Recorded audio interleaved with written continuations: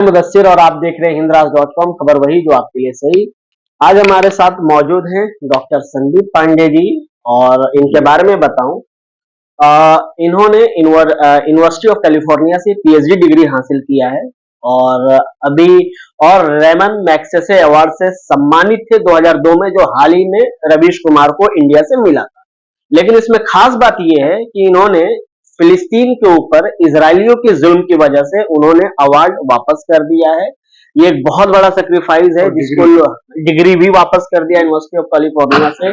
आज हमारे साथ मौजूद थे और मैंने सोचा कि इनसे बात करनी चाहिए। जहां लोग अपने अवार्ड्स और डिग्री को दिखाते हैं और यहाँ ये शख्सियत वापस करके आप लोगों के बीच आम तरीके से बैठा हुआ है। मैं जानना चाहूंगा सर, चैनल में आपका बहुत स्वागत है। बहुत बहुत शुक्रिया। आपका हमारे शहर अलीगढ़ में आना हुआ, आपने काशी विश्वविद्यालय में थे आप, वहां से आपने एक बुक लिखी थी कि हमें क्यों निकाला गया काशी विश्वविद्यालय से। और एक सवाल ये बनता है कि आज जो एक पार्टी है, जिस तरीके से एक कुछ मीडिया चैनल्स के द्वारा दिखाया जाता है, ये पक्ष की है और ये विपक्ष की है। और मीडिया चैनल्स की भी बात करें तो एक तो वो है जो पूरा एंटी मोदी है और दूसरा फुली प्रो मोदी है। लेकिन इन सब के बीच में, क्योंकि आप सोशल डेमोक्रेटिक पार्टी के लीडर भी हैं, तो मैं ये जानना चाहूंगा, कहीं ना कहीं जन मुद्दे छूट रहे हैं। राहुल गांधी ने अभी अपना हालिया सदन में जो स्पीच दिया था, उसमें कहीं एक क्योंकि आप देख रहे होंगे जो सरकार भले टूटी फूटी चाहे जैसे भी बनी हो, लेकिन एक जुल्म एक विशेष समुदाय के खिलाफ नहीं रोक रहा है। मैं साफ साफ अल्फाजों में कहूं तो मुस्लिम समाज के बारे में। खुद हालिया आप जिस अलीगढ़ में आए थे, वहां ईद उल अजहा के दूसरे दिन मॉब लिंचिंग हुई और अभी तक 11 मॉब लिंचिंग हो चुकी है। और वहीं मोदी हर बार की तरह हाय कांग्रेस हाय गांधी परिवार करते नजर आ रहे हैं। लेकिन सबसे बड़ा सवाल ये है कि जो जनता के मुद्दे हैं, खासकर से आप अभी जुल्म के खिलाफ आवाज उठाने गए थे, उसका पूरा डेटा इकट्ठा किया और जुल्म का सबसे ज्यादा शिकार होने वाला मुसलमान है, और चाहे फिलिस्तीन हो, जिसकी वजह से आपने रेमन मैग्सेसे अवार्ड वापस किया और अपनी डिग्रियां वापस कर दी। तो अब सवाल ये है कि जो ये पब्लिक देख रही है, एक बार को वो सोचती है कि एक नेता ऐसा होना चाहिए कि बहुत सादा होना, सादा मिजाज, कम खर्चा कराए, जैसे आप दिख रहे हैं। और एक नेता उन्हें सपोर्ट उसे करते हैं अंत में जो वोट देते हैं, जो बहुत ज्यादा पैसे वाला हो और रिसोर्सेज हो। तो इन सब मुद्दों पे आप एक जो मैं ये जानना चाहूंगा, पब्लिक से इंटरेक्शन करते हुए क्या कहेंगे कि जो ये बारीकियां हैं वो पब्लिक, क्योंकि वोट आफ्टर ऑल वही देती है और फिर कोई चुन के सदन में पहुंचता है। सवाल थोड़ा लंबा हो गया, तो आप इसके बारे में बताइए कि क्या जो चीजें हैं जो एक आम इंसान को भी अपनी नजरिया बदलने की जरूरत है। देखिए, आपकी बात सही है कि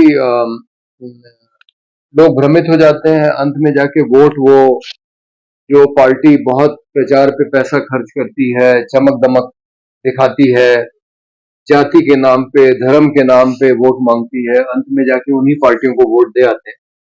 लेकिन उसमें मैं ये भी कहूंगा कि उसके सामने विकल्प भी नहीं। और मेरा मानना है कि अगर विकल्प रहेगा तो जनता अच्छा विकल्प चुनेगी।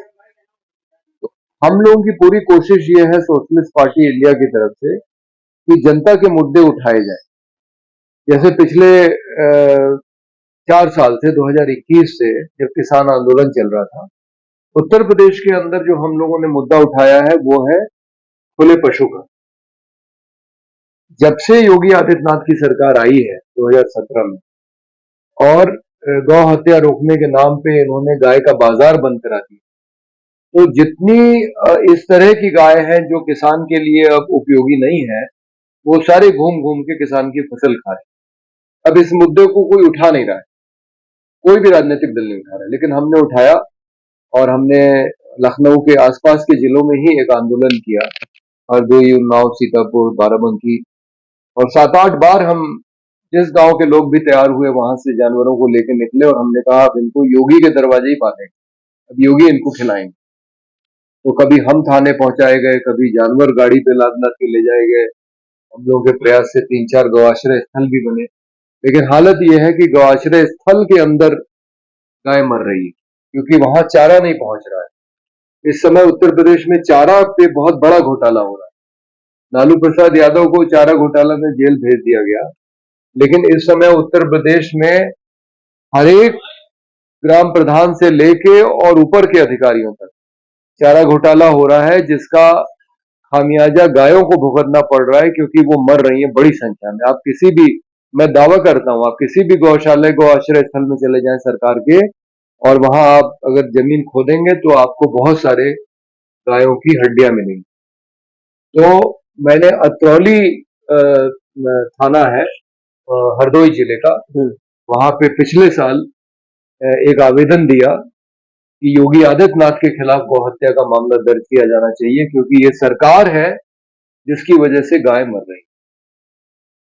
और तो ये एक उदाहरण है। हाल में हम लोगों ने एक और निर्णय लिया है कि भारतीय रेलवे में हम ये देख रहे हैं कि स्लीपर क्लास और जनरल क्लास के डब्बे कम किए जा रहे हैं, एसी के डब्बे बढ़ाए जा रहे हैं। तो ये मुद्दा मैं नहीं देख रहा हूं कि कोई पार्टी उठा रही है।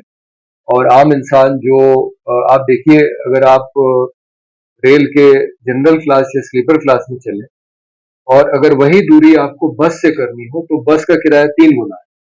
साधारण बस का किराया अब एसी डब्बे के बराबर है, जो रेलवे का एसी। तो एक जो साधारण इंसान है वो कैसे चलेगा? अगर वो डब्बे में घुस नहीं पाएगा, अगर उसको टिकट नहीं मिलेगा स्लीपर क्लास में, और जनरल क्लास की हालत आप जानते हैं, तो वो कैसे सफर करेगा? तो ये जो पूरा निजीकरण का एक एक तैयारी है रेलवे की, एक प्राइवेट ट्रेन लखनऊ दिल्ली के बीच में चल रही है, और आप देख रहे हैं केटरिंग से लेके धीरे धीरे सारी सेवाएं, अब टिकट चेकिंग तक जो है वो संविदा पे करवाई जा रही है।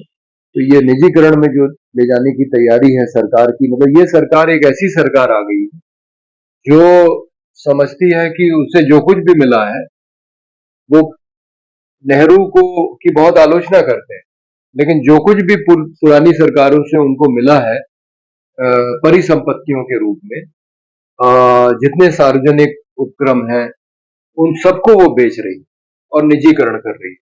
तो हम लोग इसका विरोध करते हैं, और हमारा मानना है कि रेलवे जैसी चीज जो है वो यातायात का साधन है।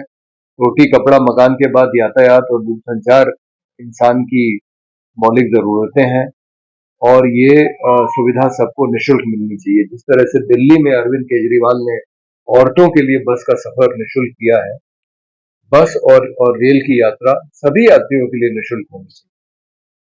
तो ये अभियान हम लोगों ने उठाया है। तो हमारी कोशिश ये है कि हम अपनी पार्टी के माध्यम से मॉब लिंचिंग का आपने मैंने जिक्र किया। जी, मॉब लिंचिंग की घटनाएं बहुत चिंताजनक है, और आपकी बात बिल्कुल सही है कि लोकसभा चुनाव के परिणाम आते ही रायपुर में मॉब लिंचिंग हुई, और उसके बाद कई घटनाएं हुई जैसा आप जिक्र कर रहे हैं।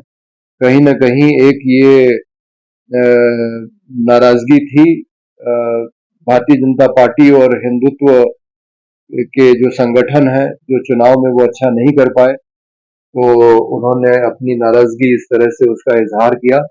लेकिन ये इसकी हम लोग भर्त्सना करते हैं, और हम मांग करते हैं कि जो भी इस तरह की घटनाएं हुई हैं, उसमें जो दोषी हैं उनको सजा मिले।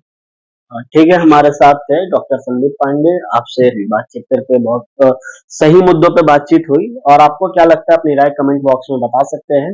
हाँ, लेकिन एक बात और जिक्र करूंगा, हालिया में जो रमेश कुमार को रेमन मैग्सेसे अवार्ड मिला था, जो इनको भी 2002 में मिला था, लेकिन इन्होंने जुल्म के खिलाफ अपना एक इंडिकेशन जाहिर करते हुए उस अवार्ड को वापस कर दिया। मैं मुदस्सिर, और आप देख रहे थे हिंदराज.com, खबर वही जो आपकी।